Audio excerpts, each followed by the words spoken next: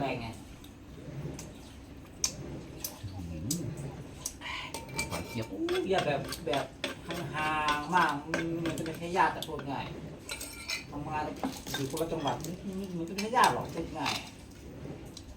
แค่รู้จักกันเฉยๆทำประมาณทำงานแบบนี้คือบอกว่าเป็นญาติกันอะไรมาเฉยๆไม่ใช่ญาติหรอกหลานคือว่าเขาห่างไหมห่างมากแบบหลานแบบห่างห่วงอะไรมาพวกไอ้ไทยลำไพอะไรอยู่บ้านหมดอะไรพวกนี้ลำไพใช่ไหมลำไพพูดมีสามีมีลูกมาคุยโคตรเก่งเลยคุยไม่ลงเลยลำไพอ่ะนี่ เมื่อไหร่จะพอวะ